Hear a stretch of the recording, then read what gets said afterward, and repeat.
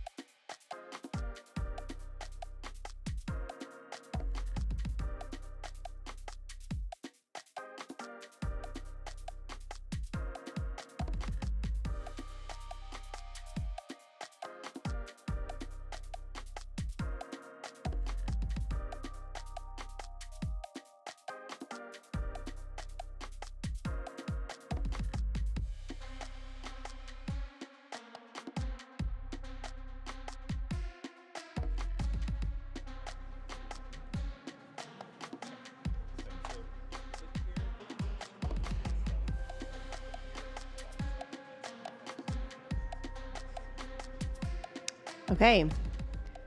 Next, we have Elodie from Meta talking about Velox on DPP. Hi everyone, my name is Elodie Lee. I'm a software engineer in Meta. So today I'm going to talk about how we leveraged Velox to accelerate Meta's machine learning AI data loading for recommendation systems. So this is the agenda today. I will first give some context for DPP and the previous in-house compute engine. I know both Marsha and Pedro has talked about this, but just as a quick recap, I will just quickly go through it. And the second point is that I will talk about why we want to start to leverage Velox. And then I will talk about the migration journey and where we are, like where we start from and where we are today.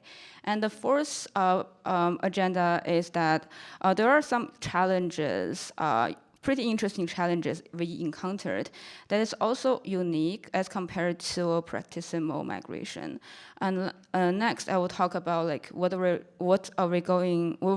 doing right now on top of Velox, and then what are the future opportunities that the open source community can help us. So first, what is DPP?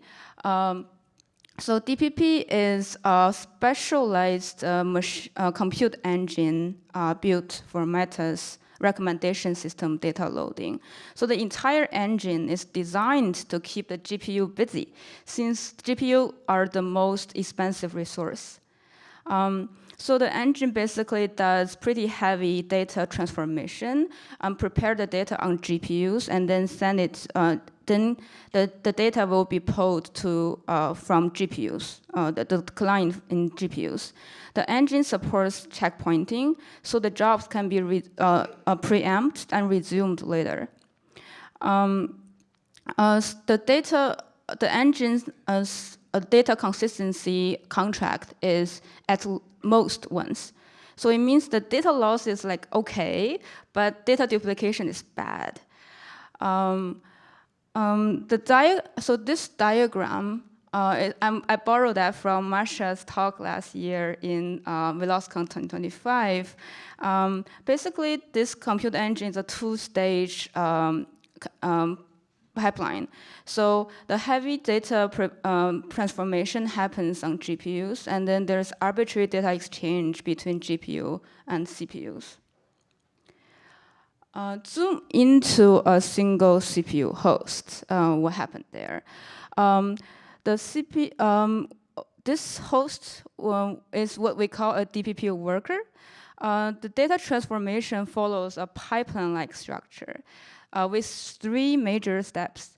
First, the query processing, and then the engine IR produced by the first step is then fed into the second step, which does the tensor encoding. And then the tensor data will be fed into the next step to do the tensor-based transformation, mostly on PyTorch. This query processing part, before we leverage Velox, is using an in-house engine called Koski, and it does map-only processing. So what is Koski? Koski is library, a compute engine C++ library that offers 3 layers. The language layer, which runs on launcher for customers to generate query using data frame like APIs to describe the training intent. And then on the DPP control plan, it runs query optimization and split generation to prepare this query to be run in distributed environment. And then the plan is dispatched to DPP worker, where it executes like the split by split. So the DPP worker execution is the part we are replacing with Velox. There are some details that the Velox will be running on DPP control plane as well. Next is like why we're doing this. Like we have an in-house engine already. The reason is that the AI training is fast moving. So there are a lot of quick experiments and ever-changing requirements we got from everywhere. And training paradigms also shifting. For example, the industry trend is that recommendation system train on longer and longer user sequence to deliver better personalization. This requires the data normalization to scale, meaning the data, there are more paradigms we need to support on data joining, merge join, index join, broadcast join, and also we to support more complicated data processing pattern, we need to use building blocks like nNest, streaming aggregates, etc. And this is not available in the in-house engine. So without this flexible, without a flexible yet reliable infrastructure, to meet the ever-changing requirement, there are a lot of customized workarounds to fill the gap. But each workaround built on top of another workaround sometimes start to break another workaround. So eventually the velocity slowed to a crawl. So this graph kind of describes the cycle. So it starts with the engine lacking building blocks, and then the team start to build like workarounds using at the disguise of UDFs. These UDFs are actually not the traditional UDFs. They are like mini engines or mini services running in disguise of a UDF interface. And then the team spend more time to build customized workaround and maintaining that. The time should be instead be used to build the building blocks. Then we are back to the beginning that the engine lacks building blocks when the next request come. We are to break the cycle. We started the Veloski project. As the name suggests, it's a hybrid of Koski and Velox. So when I first started to work on this project, I look into like what does Velox mean. Apparently it means fast and swift in Latin. So apparently this name means faster Koski, I guess. Yeah, Velox solves the hard problem already. It is battle tested in Prestissimo, Gluten, and Extreme already. And then also it's a library, so it's composable and pluggable to DPP engine. So how does Veloski work?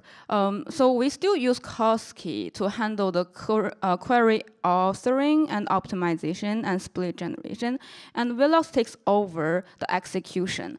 Even for the execution, we are doing some phased development changes. So we have 3 adapter layers. We adapt the connector. So right now we're still using the in-house connector. We're going to use Velox connector next. This one. We're going to use Velox connector. And then for the UDFs, which I will touch later, we'll also have an adapter for UDFs. We're not rewriting UDFs in this stage. The next is the output IR. It is still in the form of Koski IR that is backed by Velox vector. In this way, the downstream usage customers doesn't need to change their usage of APIs. So what is the migration strategy? Our goal is to achieve infra-transparent migration. Sounds obvious, right? But there are some nuances that this is not an easy goal to achieve. But I will talk about the strategy first. So in the very beginning, we started, this adapter approach was kind of designed pretty early on. And then the IR adapters and connector adapters were built. And then the second phase, which is in the kind of late, in 2024, we start to tackle the UDF migration. So we introduced the UDF translator to allow Veloski UDF to be registered in Velox registry, and also a UDF adapter that lets Velox execute Veloski UDF during batch execution time. So then the next step is that we need to build a strategy for large-scale migration once we validate, okay, most of the queries should be able to be executable in Velox engine. So we spent time learning from Pratisimo's experience. And we don't want to solve the problem that Pratisimo already solved. One key lesson we learned is that a large migration has to be verifiable against a baseline. So we built a validation infrastructure that doesn't just work for Veloski, but work for general DPP engine.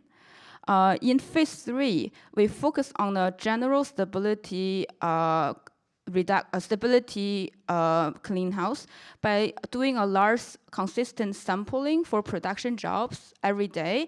And then we basically categorize all the errors and then conduct fixes and eventually reduce the stability crash rate from 4% to 0.63%. And then phase 4 is we're ready to do actual productionization. We start with this model-based rollout. For the model, you can think of it as query groups, where their query shape falls under a spectrum with some similarities. A few highlights here are like on correctness, we built a deterministic text-only rewrite framework so that we can verify the query even though they are non-deterministic. On performance, some highlights are we worked with Velox team and introduced a task barrier support for reusing execution plans. This is because DPP engine needs checkpointing. And phase 5 is where we're at. We're undergoing a long tail rollout right now. We're rolling out models, query groups, batch by batch. So this is the migration timeline. It started not fast because we start to build this kind of foundational pieces, and then in 2024, in late 2024, in February 2025, we start to build a validation and rollout bar, and then and then after talk to Pratisimo folks, we basically decided to build a testing infrastructure, and in around July last year, the infrastructure is mature enough to support initial rollout. And then we finished the most complicated model rollout in October last year, half a year ago. And then after these hard phases in January, we're already at 20% of Veloski migration in terms of compute power. And then as of today, we're actually at 92%. It's increasing every day. So by the time I prepared this slide, this number was like 80-something. Now it's 92-something. And also, as of today, we already locked down the query shapes that allows to run in the previous compute engine, and all the new ones will be default running on Veloski.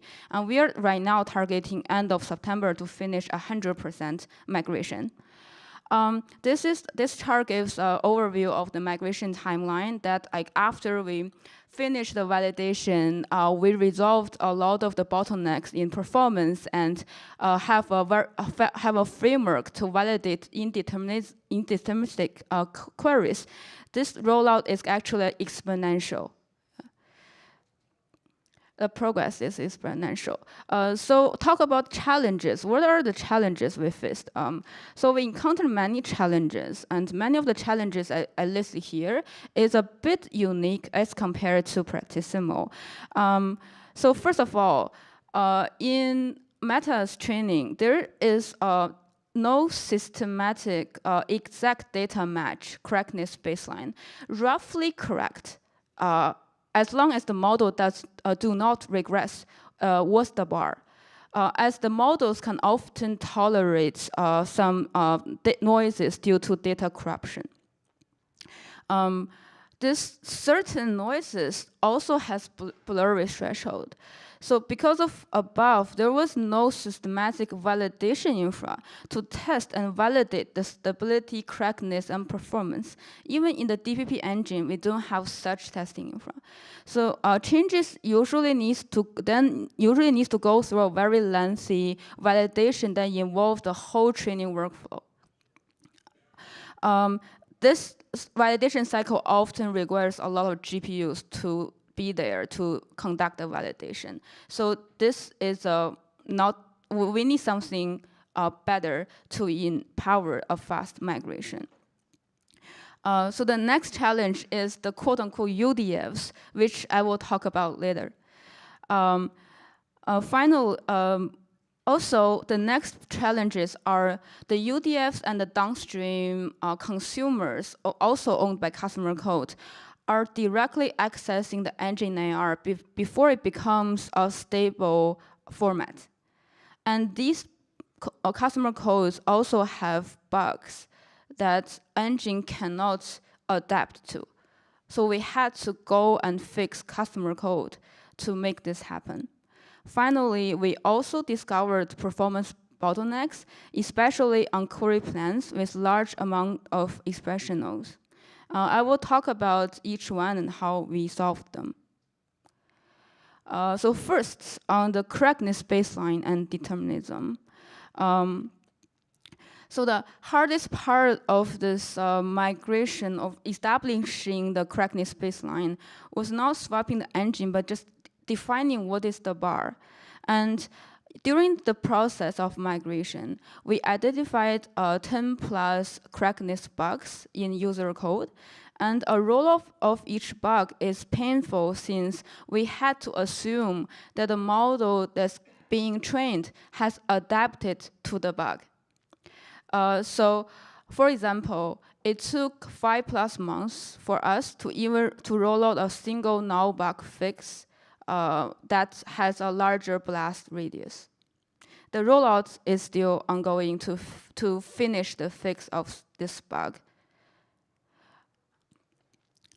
So more on the building the testing infrastructure. So to address the problem to establish a correctness baseline, we build a testing infrastructure. So by building this, we have 3 principles. First, we have a debugging first mindset, meaning like this, whatever we validate, we have to be able to debug and root cause it quickly. Second is the scalability. So we leverage the map-only semantic of this data processing, and then we also does checksum-based validation, so you can run fast and validate many queries, actually 100% queries every day for the rollout models. And third, this infrastructure must be generalized to not only work for this migration project, but generalized enough to validate all DPP engines correctness. Yeah, so I will skip some of this because I think I have a lot more to talk about. But for correctness, one thing that is interesting is for debugging, the data frame API is harder to rewrite. So instead, we implemented a bisecting tool. So we basically do binary search on the nodes and to find which node brings, what is the lowest leaf that brings the mismatches, and then that speed up the root cause of correctness issues by a large margin. On UDFs, the UDFs in DPP is very unique. Practissimo's UDFs are usually more contained. But for DPP, the UDFs are like black box UDF. There are a lot of black box UDFs by themselves. So these UDFs can run, for example, a mini Presto inside. And some UDFs, they run other engines that execute hundreds of stage computations. Some UDFs access arbitrary data source outside of data warehouse. And some UDFs, they cache some data and do this hash join equivalent. And there are also a lot of the the Veloski also have a uniqueness in the Veloski UDF, that Veloski has a special UDF flavor that doesn't have a static signature. So the signature is resolved runtime based on the input. So how do we solve this problem? First, for the UDF, we basically chose to write adapter to adapt UDF instead of rewriting all of the UDF, because it's not really possible. So for the adapter, we have two parts. One is a UDF translator that handles type binding and function registration. This prepares the execution plan, as Velox knows how to call these UDFs. One interesting detail here is that, as I mentioned about the dynamic signature. So basically, for the function translator, there is a initial version. We have this dynamic registration to dynamic wrap the UDF based on the signature, and then register it as a static function signature in Velox UDF registry. And at execution time, there is a UDF adapter to adapt the different engines IRs back and forth, so that the execution can run Veloski UDF's code unmodified. And later, we actually upgraded this translator side to use a special form extension to handle dynamic signature. Because of these very interesting UDFs, you can imagine there's a lot of problems, and especially on its non-deterministic. So we discover many, so basically the non-deterministic rate for the training query is very high. It's more than 90% of the query, or sometimes close to 100% of the query is non-deterministic. So some common source of non-determinism, including the UDFs that uses random generator, sometimes very deep in the stack, due to the kind of the UDF that runs mini engine inside. We have to hunt down all these random generator usages. And there are also kind of a UDF that access external data source without snapshot guarantees, and UDF that use third-party library that does computation like eigen library that can bring undeterminism. And then there are also UDFs that uses the library that gives different results based on the hardware type.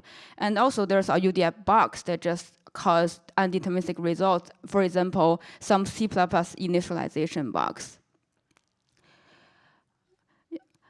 The next challenge is the problem with direct accessing the data IR before the IR becomes stable. So back to this picture. So the red part marks the user code interface area.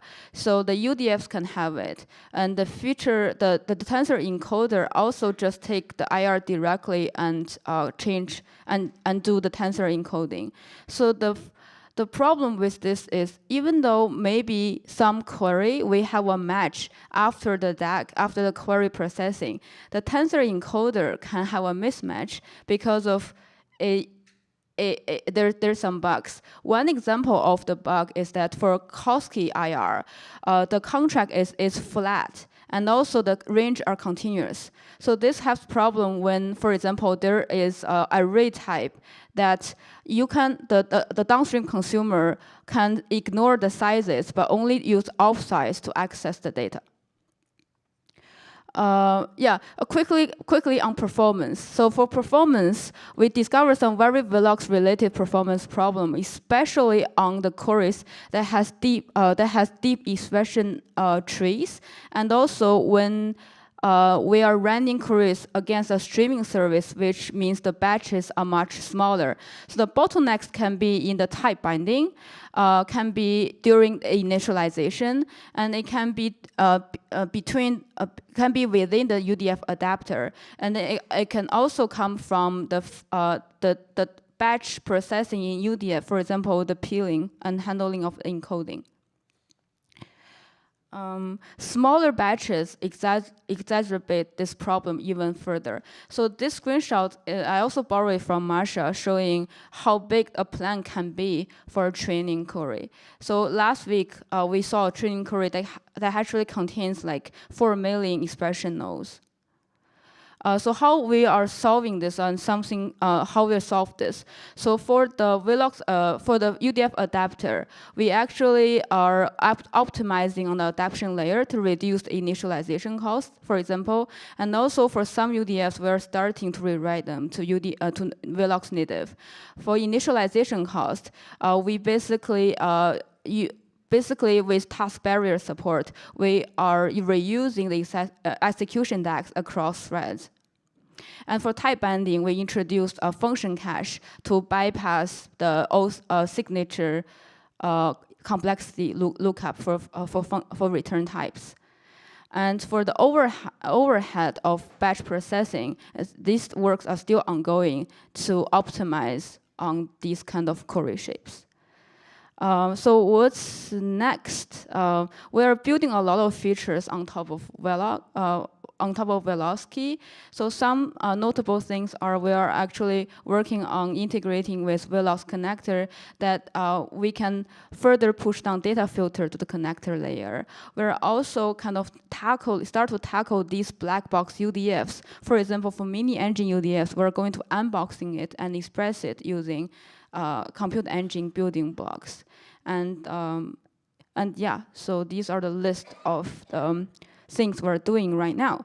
And then something like more maybe future thinking are we will explore Axiom integration, and also some more optimization and query processing. For example, we want to vertical partition the query plan and then execute it in different threads, and then maybe stitch it back together later. Yeah, that's all.